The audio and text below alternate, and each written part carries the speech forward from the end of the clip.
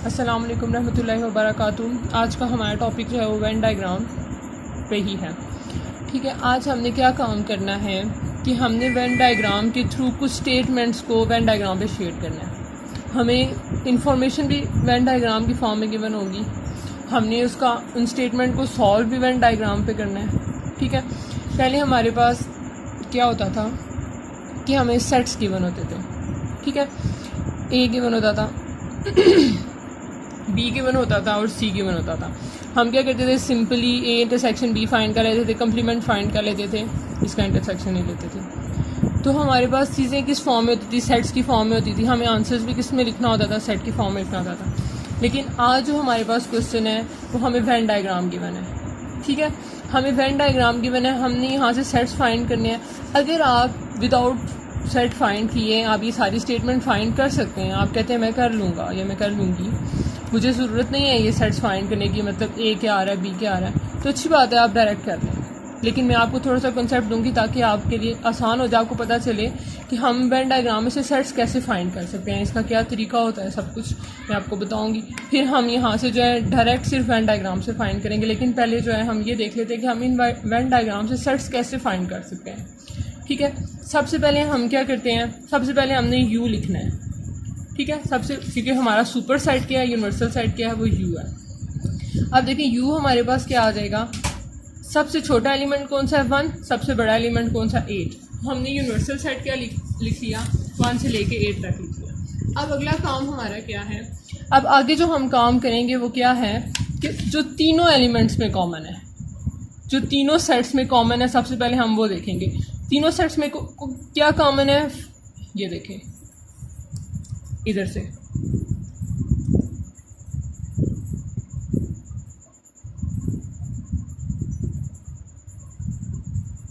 Five. तो इसका मतलब है हम 5 लिख लेते हैं। ए इंटरसेक्शन बी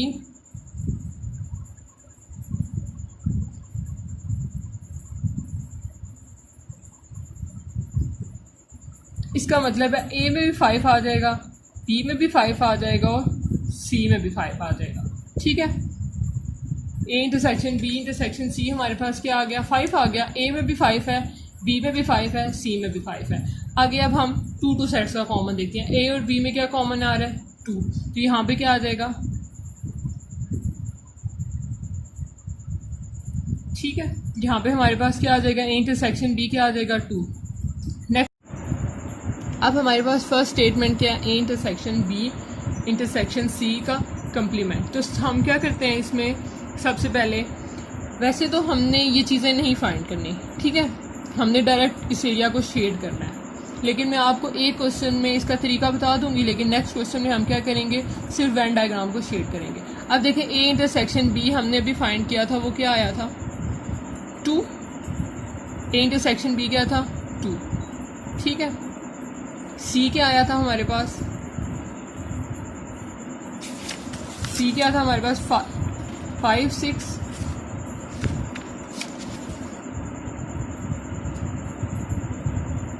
5 6 7 और क्या चीज़ थी 4।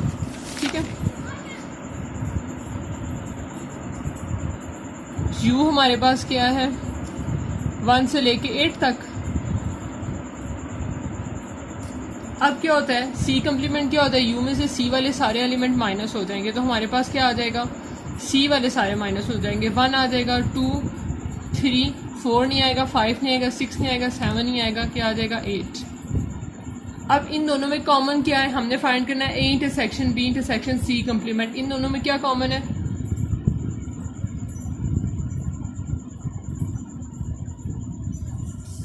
2। तो अब देखिए हमने जो वेन डायग्राम बनाई थी वहाँ पे इस जगह पे 2 था। अब मैंने यहाँ पे सारे एलिमेंट्स को दोबारा नहीं लिखा, नीचे पीडीएफ में आपको इस लेक्चर के मिल जाएगा, पीडीएफ फॉर्म में आपको वेबसाइट पे, अब वहाँ पे जाके देख लीजिएगा। इसलिए मैंने यहाँ पे जो है सेट्स बाकी नहीं लिखे हैं, सिर्फ यहाँ पे जो हमारे पास कॉमन कौन सा पार्ट आ रहा था 2 इस जगह पे था, वो वाला यहाँ पे मैंने लिख लिया एलिमेंट। अब देखें हमने लिखा कैसे है, सी क्या है, सी सारा माइनस कर देना है।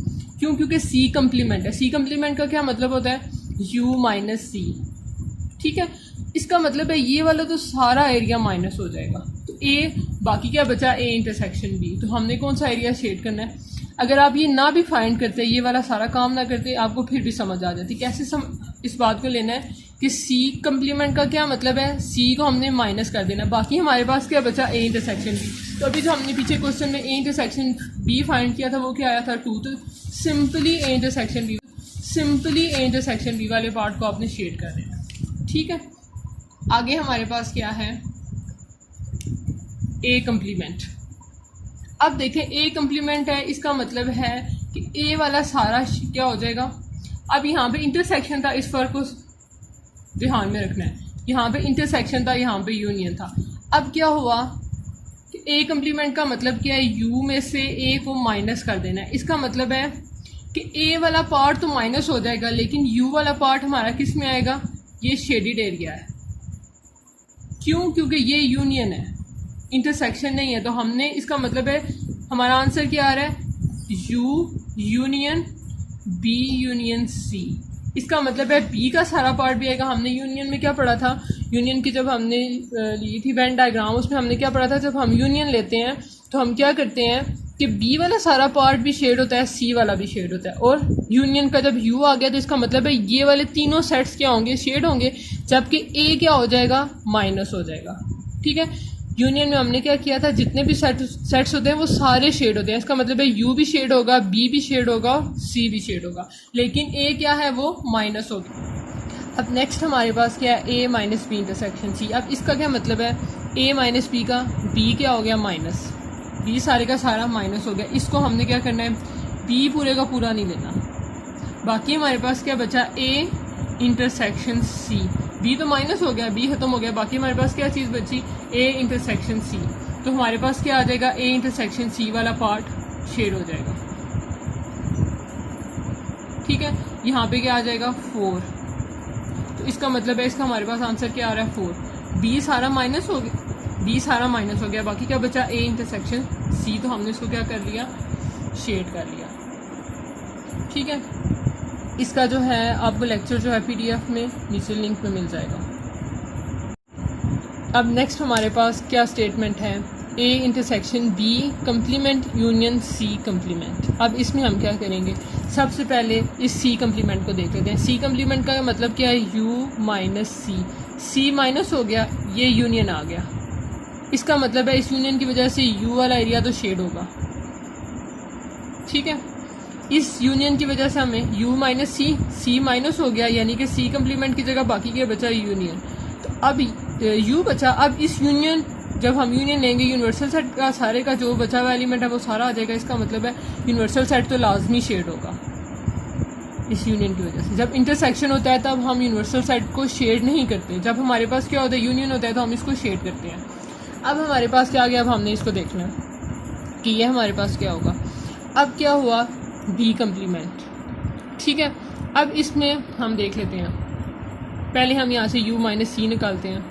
मैं आपको इसमें सेट्स फाइंड करके बताती हूँ ताकि आपको सही से समझ आ जाए। सी हमारे पास क्या था,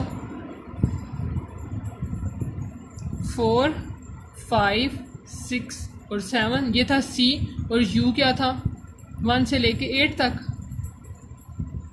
तो ये क्या आ जाएगा हमारे पास, ये सारे एलिमेंट निकल गए, 1, 2, 3, 4, 5, 6, 7 निकल गया।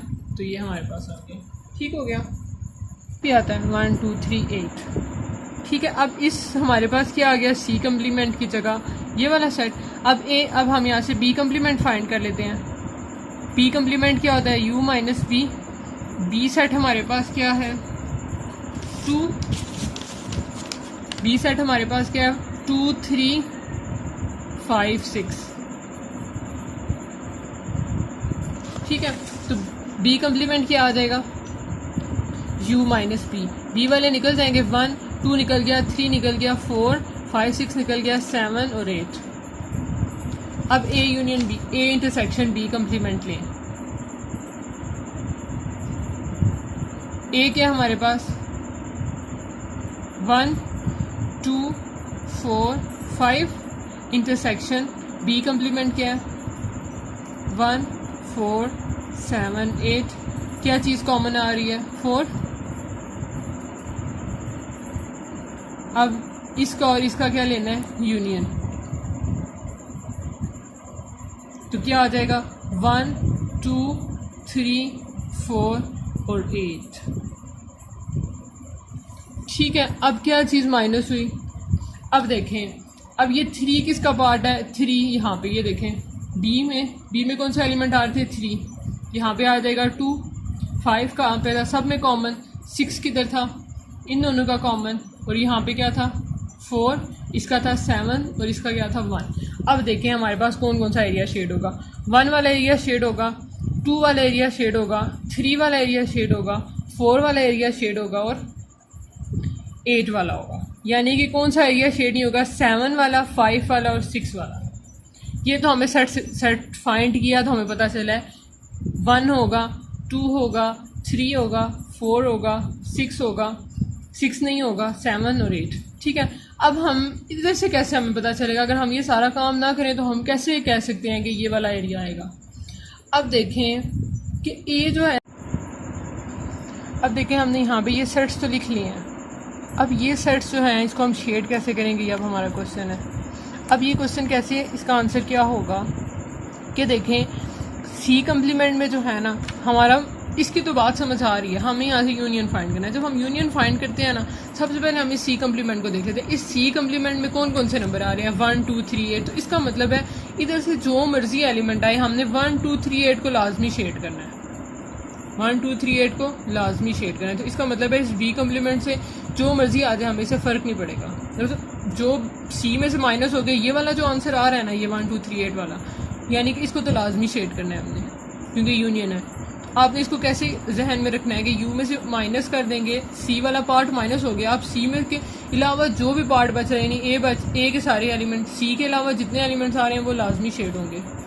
समझ आई बात की, सी के अलावा जो भी ये आ रहे हैं ये लाजमी शेड होंगे। ठीक है, अब बात रहेगी इस 4 की, ये 4 क्यों शेड हुआ है, क्यों, क्योंकि ये यहाँ से बी कम्प्लीमेंट से आ रहा है, ये बी कम्प्लीमेंट से निकला और ये ए और बी दोनों का हिस्सा है। ये जो है ना, ये बी कम्प्लीमेंट से तो माइनस हो जाएगा, जब बी कम्प्लीमेंट में से कौन कौन से एलिमेंट्स बचे हैं हमारे पास, 1 4 7 8। अब ये वाला 4 जो है ये बेशक सी का पार्ट है लेकिन ये ए का पार्ट भी है, इसीलिए यहाँ पे ये शेड होगा। समझ आई, कॉमन पार्ट जब हम कम्प्लीमेंट लेते हैं ना तो कॉमन पार्ट को आपने ध्यान में रखना है, वो यूनियन दोबारा वापस आ जाते हैं। क्यों, यूनिवर्सल सेट की वजह से, वो एक सेट का पार्ट है तो दूसरे का भी है। जैसे ये कॉमन जो है ये 4 का है, तो हम जब इसको यू माइनस करेंगे तो ये दोबारा घूम फिर के वापस आ जाता है। तो जो कॉमन पार्ट होता है ना वो हमारे पास क्या हो जाता है, शेड हो जाता है। होप सो कि आपको इस बात की समझ आ गई होगी कि जब हम कम्प्लीमेंट लेते हैं तो हमने कॉमन पार्ट को रिमूव नहीं करना होता। जब हमने फर्स्ट क्वेश्चन देखा था हमने वहाँ पे भी देखा था, जब हम कम्प्लीमेंट यूज़ कर रहे थे तो हम कॉमन पार्ट को रिमूव नहीं कर रहे थे। ठीक है, यहाँ भी ये कॉमन पार्ट क्यों रिमूव हो रहा है, क्योंकि यहाँ से तो सी का पार्ट है ना, तो वो तो माइनस हो जाएगा। ये वाला कॉमन पार्ट जो है ये तो सामने सामने माइनस हो जाएगा। ये बी में का भी है और सी का भी है, दोनों का कॉमन पार्ट है तब माइनस हो रहा है। जो ए का कॉमन, यानी सिर्फ सी का कॉमन पार्ट होगा और दूसरा एक ऐसा सेट होगा जिसका हमने कम्प्लीमेंट नहीं लिया। ये किस किस का कॉमन पार्ट है, ए का भी कॉमन पार्ट है और सी, यानी इसका तो हम कम्प्लीमेंट नहीं ले रहे लेकिन हम बी का कम्प्लीमेंट भी ले रहे हैं, सी का कम्प्लीमेंट भी ले रहे हैं। ये इसीलिए माइनस हो गया। ठीक है, ये इसीलिए माइनस हो गया। अब आपको अच्छे से समझ आ गया।